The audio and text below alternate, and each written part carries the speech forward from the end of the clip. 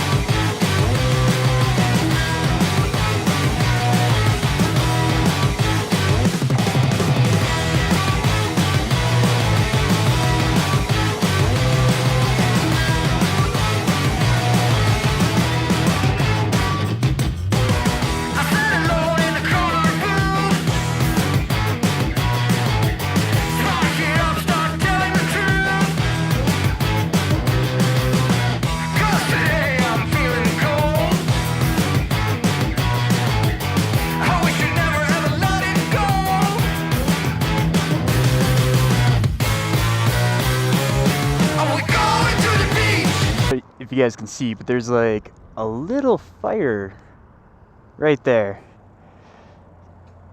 This is kind of painful, because like the whole reason I'm in the desert here is to get away from the fires, but I'm not too worried yet. That's just a little fire. I could put that fire out. In fact, I probably should go kick that fire's ass. The fire's up north through my trip. I'll put out their cousin down here. Then I have to hike up the hill. Okay. Maybe not today, but next time.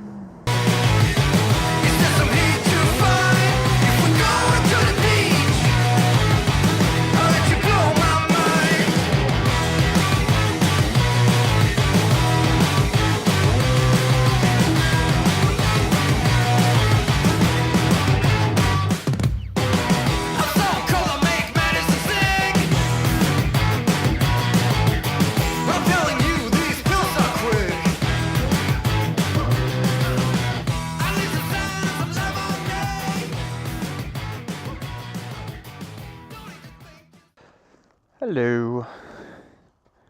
So we're at Rabbit Valley, and yeah, it's a desert.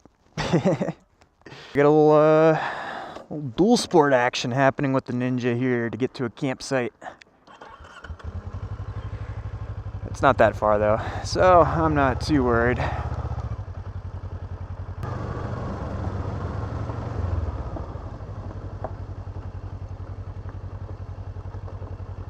Okay, try this direction first. Oh, this is actually not bad at all. Okay.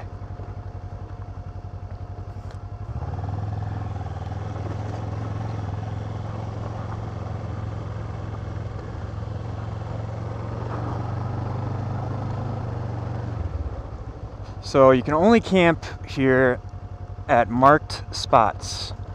So I gotta find a picture of a campsite. If I stay right, I should be good. Come on, Ninja! Aren't you built for off-road?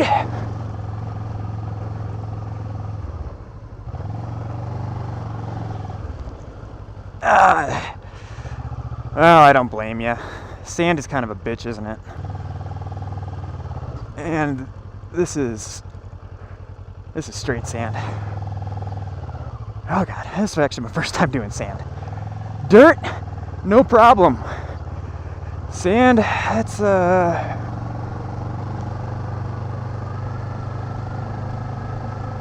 it's a whole different ball game.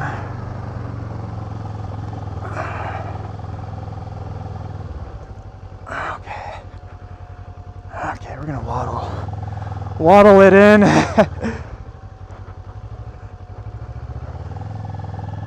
Oh, sweet, sweet rock. Okay, where can I camp then?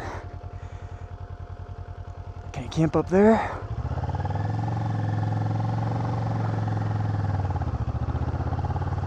Did it. Thank you, Ninja. Thank you. Okay, we got some clouds. It's nice, but I have a feeling I'm gonna want to find a spot that has a little bit of shade. Set up here. Yeah, this is good. This is pretty damn good. This is actually a lot better than I thought this place would be. This place was supposed to just kind of be like a quick pit stop, kind of, you know, rough it here and then you're where you want to be the next day kind of thing. I might actually really enjoy camping here. Oh my god, it's actually really cool as soon as you step into the shade. I've never been in the desert before, so this is all like blowing my mind right now. It's real deserty. The closest thing I've been to a desert before was the Gunnison, which are like Great Sand Dunes area too. Which are technically deserts, but they're not like deserts like this is. Look at that over there, that's pretty cool. What's the highest priority thing to do right now? I think I know. It's like, you don't want to dabble with stuff that's not very important. You want to get the necessary things done first, so that you know you got them done, and you don't have to worry about them later. And I would hate myself if I procrastinated and I didn't drink this beer like right now while it's still cold. So I'm gonna drink this beer, then I'll set up camp.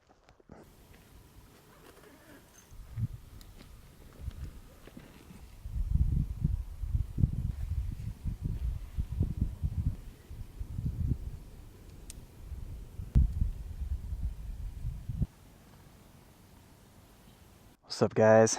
Just wanted to show you something here real quick. This is the Big Blue 28 watt solar charger. It's pretty cool. It like folds up, you know, all the way, so it's actually really small. It gets about that big overall. It's only about that thin. Super easy to stash in like a pack or something like that. I'm not a rep. You could probably tell because my channel is minuscule.